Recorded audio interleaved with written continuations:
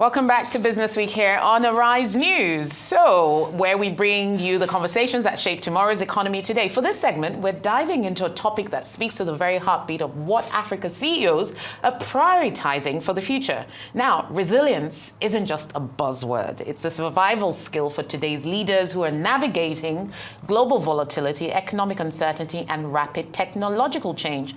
And when you layer on Africa's unique challenges, geopolitical tensions, talent shortages, and an ever-evolving ESG landscape, it's clear that being a CEO on this continent isn't for the faint-hearted.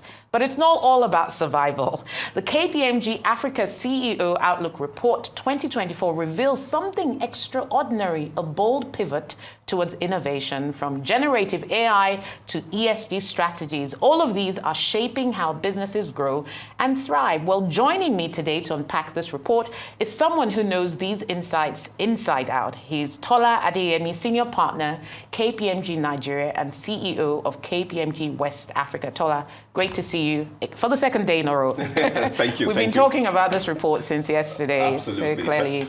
So let's get straight into it. The report is power-packed with lots of insights. What was the main impetus for this report, and why now? Well, Rolake, as you said, the job of a CEO in Africa is not for the faint-hearted. It's quite a difficult one. When you think of the environment in which we operate in Africa, it's framed by volatility and uncertainty.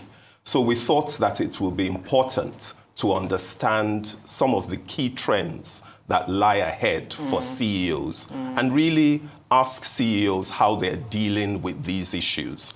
The other thing about the job of a CEO is that it can be quite lonely. Okay. So understanding what fellow CEOs are doing to navigate the landscape is also valuable. So for us, the purpose of this survey was to provide information and insights to CEOs regarding what their contemporaries in other companies, in other jurisdictions are doing to cope with the same challenges. Yeah. We looked ahead and said, what are some of the trends that we see will be important for the future? Yeah. And so we focused on four things. We looked at the geopolitical landscape. We looked at the issue of artificial intelligence and generative AI. We looked at the issue of talent, and then we looked at ESG. And we thought, let's do a deep dive into these issues. Well, yeah, interestingly, 63% of West African CEOs were optimistic about the global growth environment. And there was this whole sort of focus on resilience, the concerns around geopolitics, economic decoupling. What strategies are these CEOs employing to build resilience? Well, you know, in the environment in which we operate, I think the feedback we got from CEOs is resilience, agility, and innovation are going to be... Okay, so Tola, they all sound like buzzwords. Okay. Help us unpack some of them. All right. So what we see CEOs doing, it starts first of all with planning and how they approach the environment. So CEOs are doing what we refer to as scenario-based planning, in which you've got to look ahead and say what are the various things that could happen, and then build plans for each of these things. Right. Now, you'll never get it perfect, but the more prepared you are for changes in the environment, the better. Yeah. The other thing we're seeing, of course, is that CEOs are focusing on diversification because they recognize that there are risks that could emerge in any one area of the business. And so we're finding businesses are tending to spread the things that they're focusing on in order to be able to balance out risks. Yeah. The other thing we're seeing is a focus on supply chains. Because of what's happening in today's environment, supply chains are being disrupted. And so CEOs are saying, look, we've got to be able to build resilience into the supply chain. Even if it's a bit inefficient, we would rather have capacity than run out. So we're seeing an increased focus on domestication of supply chains, you know, which is the whole question of local sourcing, backward integration, in order to future-proof businesses. Business. And speaking of future-proof the business, there was a part around talent. Oh, yeah. Talent. In fact, that was a big one. And there were some stats that I was really surprised by. One of them was that, 56% of CEOs think talent is a risk. But the other stat I thought was interesting was 83% of CEOs see people returning back to office work. And I personally thought the world had moved on from that. So help us unpack those two things. How do CEOs future-proof their business from a talent perspective, given some of this survey feedback? Right.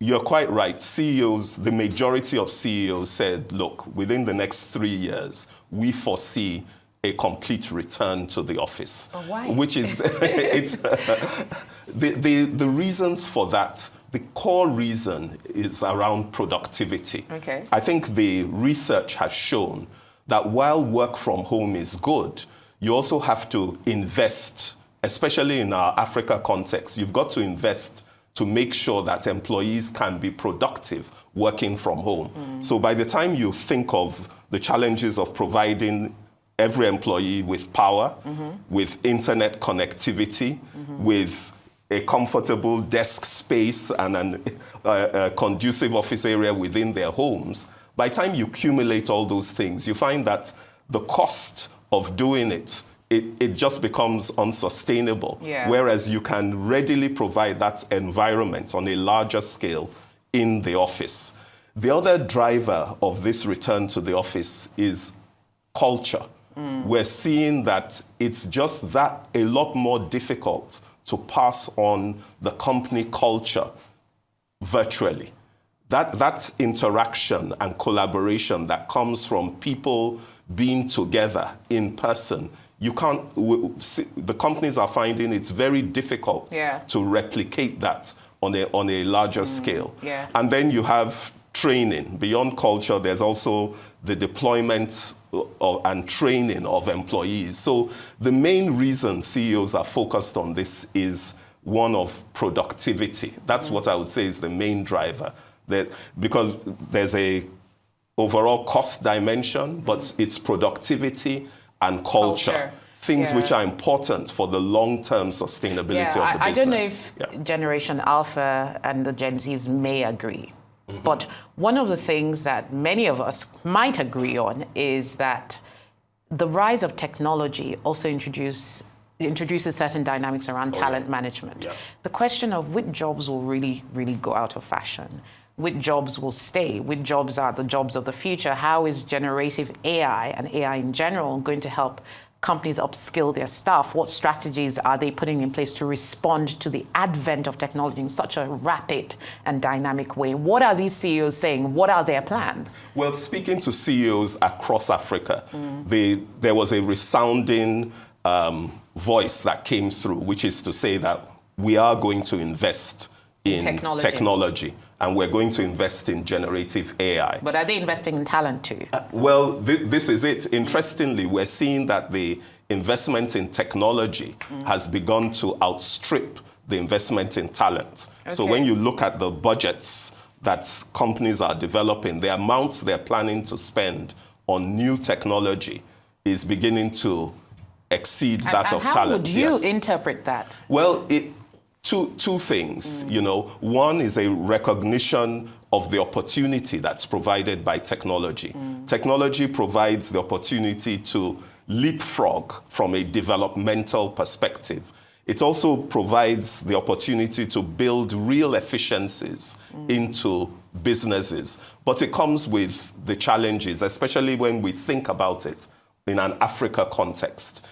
Undoubtedly, generative AI, technology in general, is going to make a number of jobs redundant. Which ones? There's no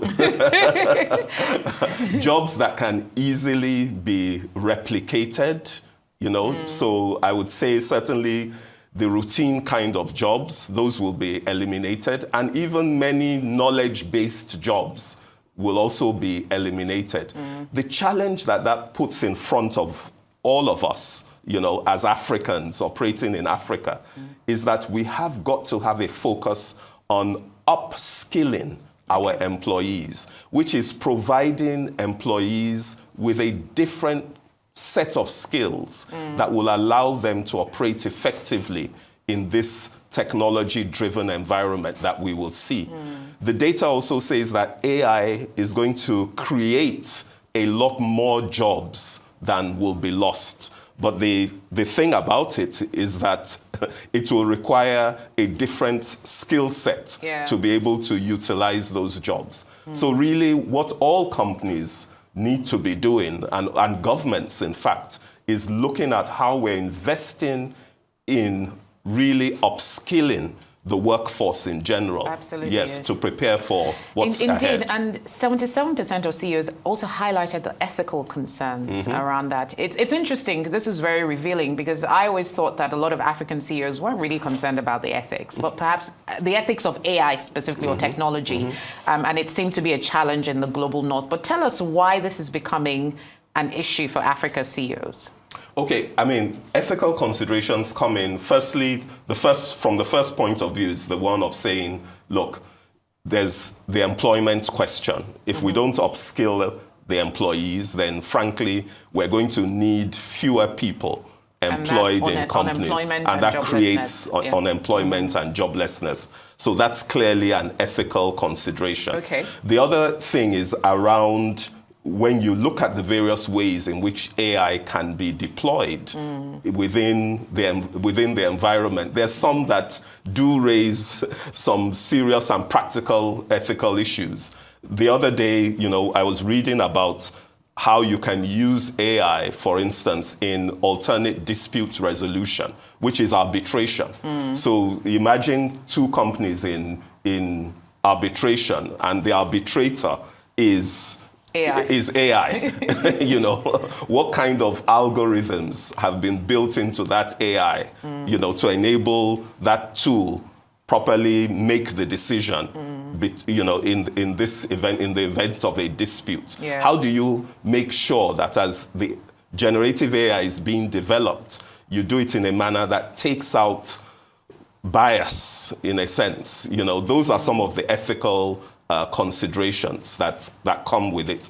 But just let me say this, when it comes to deploying AI in business, I think the real opportunity that companies have got to look at is to say, how do I deploy AI to address my stay awake issues? Okay. That's where the real power is going to come. So CEOs have got to be smart about how they deploy AI. I think where you get the most bang for your buck, so to speak, is making sure it's deployed in areas that are addressing the stay awake issues and areas that are improving customer experience. Absolutely. Because that's where the value is going to come. Indeed, and that's really what affects your bottom line at the end of the day. Now, one of the areas in this report that had the lowest number of responses was ESG and sustainability, with only 37% of African CEOs saying they've embedded it effectively into their strategies.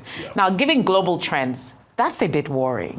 What happened to the remainder? Why are we sort of playing catch up in this area? And then the other stat was around those who believe they will achieve net zero is even slightly lower. So is it that ESG is not catching on as fast, or is it the implementation? What is going on here? I think fundamentally, especially within Africa, there's still an issue of understanding of what ESG is. And for the benefit of our audience, about. ESG is environmental, social and governance. And governance, yes. That's what it's about. So there's an underappreciation, I would say, of the importance of ESG. It's surprising that speaking to some CEOs, they may say, oh, ESG doesn't concern me. But it does, because if you think about it, the issues of ESG are staring us in the face today. Think about the flooding that we're already experiencing within Nigeria, for instance, and the impact that flooding has had on productivity, on agricultural productivity, just as an example. So it's an environmental issue that has created a social problem, because it's resulted in poverty, it's resulted in unemployment. And the way in which we'll tackle it is by making sure we're really, on the governance side, putting in place appropriate measures. So I think there's a need for continuous education in Africa of the importance of ESG. and the realization that by focusing on ESG, it's actually a tool for long-term value creation. Absolutely. The rest of the world is catching on to this. And the way in which we're experiencing this in Africa is that we're seeing that when we need to go and raise funding internationally, for instance, the providers of finance want to see our ESG credentials. So those companies that are already looking to raise finance, especially from multilateral institutions, are finding that they're being asked, what are you doing about ESG? And that's beginning to raise the level of awareness. Absolutely, and it's not even just the access to the finance, it's even the cost of that finance that can be impacted or brought down if you're ESG. If you have your ESG. And closely related to that, the report also talks about an even smaller number of African CEOs who are confident about meeting the 2030 net zero targets. Yeah. That seems like, for African CEOs, I bet most of them are thinking, let's even just tackle the basics first Yes. before we now start talking about scope 1, scope 2, scope 3 emissions. But tell us, what are some of the barriers that are impacting? So there's knowledge, one, there's skills, and that skills point is quite important because it permeates all sectors of the economy. As you know, in Africa, over the last couple of years, we've had huge issues around the emigration of talent. So we've lost a lot of talent, and that's partly what's affecting this as well. The other issue affecting it as well is there's a finance issue, because to meet your net zero targets, you've also got to make investments in various areas of your business to reduce your carbon emissions. Those investments, they don't come cheap at all. So those are all the issues that are impacting meeting net zero. And of course, there's the whole conversation, around the just transition. Yes, the just transition. Our priorities. I knew that would come up. Yes. Well, we seem to be grappling with that. Now, there was an interesting finding, which I found really intriguing, around how a lot of CEOs and organizations are prioritizing organic growth over mergers and acquisitions. Can you tell us a bit about what's driving the thinking behind this? The main thing causing this is the cost, really. Okay. When you go into an M&A, frequently you've got to raise money, and the cost of finance has increased. So it's making a number of these transactions a lot more costly to consummate.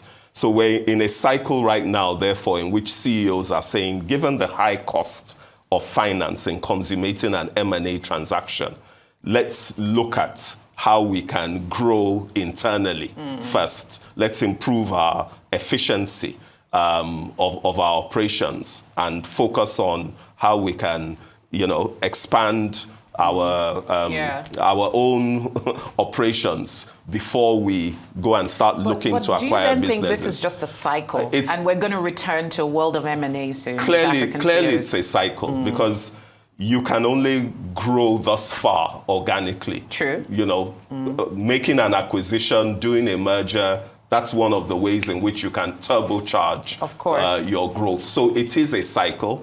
We will get back to seeing a sharp uptake in M&A transactions. But in the meantime, I think CEOs are just saying, while we look at what's happening on the financing side, let's just make sure that we're, improving the efficiency of our operations. And I guess it ultimately will be a cost-benefit analysis, because there are also costs to setting up business organically. True.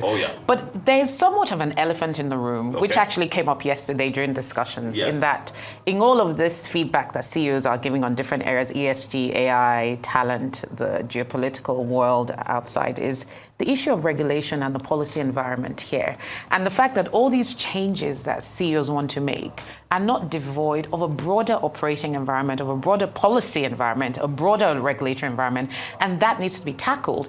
And so CEOs then kind of need to become advocates, right? Absolutely. Tell us about how the role of a CEO needs to evolve in relation to that picture I've just painted. Thank you, Rolake, because in a sense that was the unspoken message coming out in the survey. Within Africa, and I dare say around the world, we can't underestimate the impact of government on business. Government's role is to create the environment in which businesses can thrive. The unfortunate situation that we see in many African countries, and I'll say Nigeria inclusive, is that that environment is very, very tough. And businesses do not always see government as coming to the table in terms of helping to make the business environment more conducive. So there is a need for business led by CEOs to be advocates in terms of engaging proactively with government. So do you want them to become lobbyists, going to Abuja every week to sit down and lobby? Well, they certainly have to be at the forefront in terms of explaining the issues that they are facing and also preferring solutions. Because let's face it, I mean, those in government are not magicians. They don't have all the answers. So there is benefit from the private sector engaging with government and putting solutions on the table. Now, right now, the private sector says we do a lot of that already. What we're failing to see is the purposeful implementation of all the recommendations that we're putting on the table. So it's going to take a partnership. Businesses have got to be advocates, put solutions on the table, and then perhaps work with government as much as possible in driving the implementation of those solutions. That is a vital part now of the CEO's role. Absolutely. Because if you ignore that, then no matter what you're doing in terms of your strategies and your plans, the environment can easily frustrate those. And you obviously need a return on your investment, and that depends. So if you're advising your clients today, you know, what are some of the big messages you want to convey to them? Looking at some of the big takeaways from this report overall, what for you is the big message you're trying to send? For us, it's about, look, the environment is uncertain. So in approaching it, you've got to build different scenarios and plan for different outcomes. We've also got to really invest in innovation, because that's one thing that's going to help businesses stay ahead of these times. But it's not, when we say invest in innovation, I mean here invest in technology, invest in talent as well, and then invest in ESG, the elements of that. It is those businesses that are building bold strategies and making investments in technology, talent, and ESG that we believe will generate sustainable long-term growth. My other message is don't give up. Don't give up. The environment may be difficult. There may be obstacles that come up. Go through the obstacles, go around the obstacles, go over the obstacles, but don't give up. Don't give up, because these issues that are at stake are too important for us to just ignore or to approach half-heartedly.